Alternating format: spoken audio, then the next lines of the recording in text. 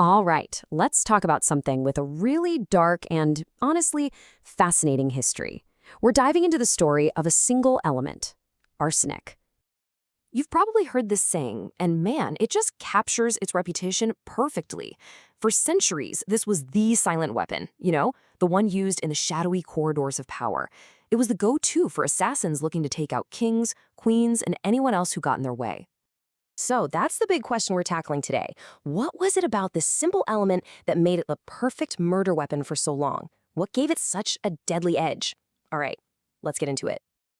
And here's the wild part. Arsenic was everywhere. I mean, it was in common stuff like rat poison and insecticides. But if you were a murderer, the magic combination was this. It was tasteless, it was odorless, and, this is the big one, for the longest time, there was no way to detect it. It was completely untraceable. It even popped up in cosmetics for making skin look paler, so people were weirdly familiar with it, which just made it even more deceptive. Okay, so the history is fascinating for sure, but the real story, the nitty-gritty, is in the science. How does this stuff actually kill you?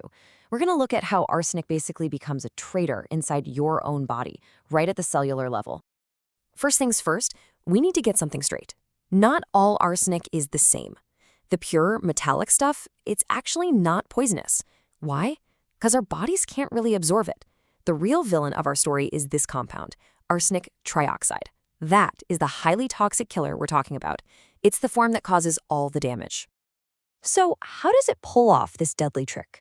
Think of it like a four-step sabotage mission. First, the arsenic trioxide sneaks into the mitochondria, the power plants of our cells. Once it's inside, it latches onto key enzymes, basically throwing a wrench into the works and jamming up the whole operation. This brings a production of ATP, our body's energy fuel, to a dead stop. And when a cell can't make energy, it's programmed to die. So the result isn't some big explosive attack. It's way more sinister. It's a complete, silent, internal shutdown. Arsenic is literally unplugging every single cell in your body from its power source, and that leads to total system failure. Now, you better believe the body doesn't just take this lying down. It fights back, and it sends out some very clear and pretty awful warning signs. Let's take a look at the evidence it leaves behind. To keep all the symptoms straight, forensic experts have this really clever mnemonic, spelled, you guessed it, H-A-R-S-E-N-I-C. Now, the first and most violent signs are all in the gut. You see E, I, and C there? They all point to horrible vomiting and diarrhea, so bad it's often compared to cholera. And S points to a really key sign you'd find in an autopsy, a very specific red, velvety look to the stomach lining. And you want to know the truly scary part? It takes almost nothing to do the job. We're talking 100 to 200 milligrams. That is less than a pinch of salt. A tiny, tiny amount for such a devastating, fatal result. It's unbelievable. Okay, so there's another cool memory trick, this one for the postmortem signs. It's this bizarre little story that actually helps doctors remember exactly what to look for during an autopsy. The story goes like this. She ordered garlic noodles. Now, that sounds totally random, right? But it's not. The garlic is the clue. It points to one of the most classic signs of arsenic poisoning, a strong garlic smell on the breath and in the stomach. And what did she have for dessert? And a red velvet cake. And there it is again. This points right back to that key finding we just talked about, that inflamed stomach lining that looks just like reddish, velvety fabric. It's a really vivid way to remember a pretty grim detail. So, for hundreds of years, arsenic was this unstoppable killer, mainly because there was no antidote. But, science eventually catches up to the bad guys. So let's talk about the counterattack. If someone is poisoned today, the emergency response is a fast, three-step plan. Step 1, get any poison that hasn't been absorbed out of the stomach. Fast. Step 2, and this is the game changer, give them the antidote. And step 3 is all about supportive care, IV fluids and that sort of thing to deal with the horrible dehydration. The magic behind that antidote is a process called chelation. A chelating agent, think of it like a chemical claw or a magnet for poison. It goes into the body, finds those toxic heavy metal particles, latches onto them really tight, and wraps them up in a safe little non-toxic package.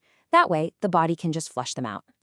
For arsenic specifically, the antidote is a deep injection into the muscle. Its job is simple. Find the arsenic, bind to it, and neutralize it so the kidneys can get rid of it. This stuff is, quite literally, a lifesaver. Okay, so we've got the poison and we've got the cure. But that still leaves one big question. What finally knocked arsenic off its throne? Why did its reign of terror finally come to an end? Why isn't it the perfect murder weapon anymore? The answer, in 2 words, is forensic science. You can actually see the progress over time. Back in the 1800s, you had the first breakthroughs, like the Marsh test. It could actually create a little shiny mirror of arsenic from a sample, which was undeniable proof. Fast forward to today, and we have ridiculously sensitive technology like atomic absorption spectroscopy that can find even the most microscopic trace of it. And that's the bottom line. Science took away arsenic's superpower, its invisibility. What used to be the perfect, untraceable poison is now one of the easiest things for forensic scientists to find. It went from a silent assassin to a clumsy, obvious weapon that basically screams, "I did it." You know, the whole story of arsenic is a pretty powerful reminder, isn't it? It shows that the things that are hidden and seem untraceable today can be totally exposed by the science of tomorrow, which really makes you think, what are the silent threats of our time? The things we're not seeing, maybe in our environment or even in the digital world, that science is just about to unmask. Something to chew on. Thanks for joining me.